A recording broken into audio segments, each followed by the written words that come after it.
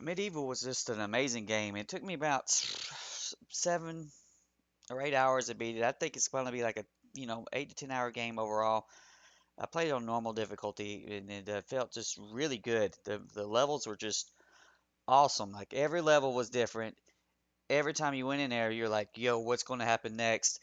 And it had this kind of weird effect where even though this is an meant to be a throwback game, so it has intentionally like dated graphics. You were still like impressed by the graphics. It kind of like threw you, it did literally threw you back into that time, and you had that mindset that this could have been like Heretic 2, and it would have been a hell of a lot better game than Heretic 2 actually ended up being. But I digress there.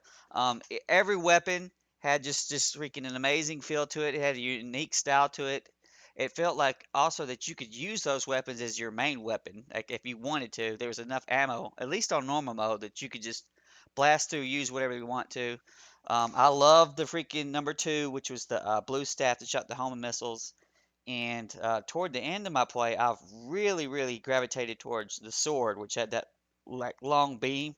It was really useful for fighting multiple enemies at once, and it also would hit their projectiles, which I thought was really cool. But every weapon was cool. Every weapon had its use and purpose. It had a little bit of platforming in it, and when you do that to the right amount, you don't want to overgo. You don't want to go overboard, like say Turok 1, where just freaking half the game is like instant deaths to platforming bullshit. This game had it in there. I mean, I had my palms sweating, but I didn't fail too much. And if you fell down, you normally didn't get killed from it. There was a couple areas where you die, but I really liked the platforming into it. It did not go overboard. But it brought you back to us. There was a lot of platforming back in the older games like Hexen and Turok and things like that back in the day. And this brings it back to you that, but without pissing you off. And that's really important. That's really important.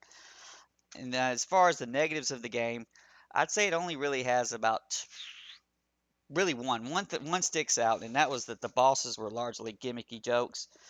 And I've rapidly figured out is that you pretty much wanted to save your soul power as you got closer and closer toward the end of the episode, so that when you went to the boss level, you had the soul power maxed out. And then I found just switching to the dang star flail just annihilated the boss, and that stayed true pretty much through the whole game.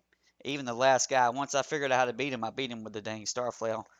But as a $20 game on Steam, this is something I highly recommend. I'm going to give it 2 paws up. Both Brian and Kitty both put their paws up. They like to watch me play this game. And I think that, you guys should check it out yourself. Grab it, buy it.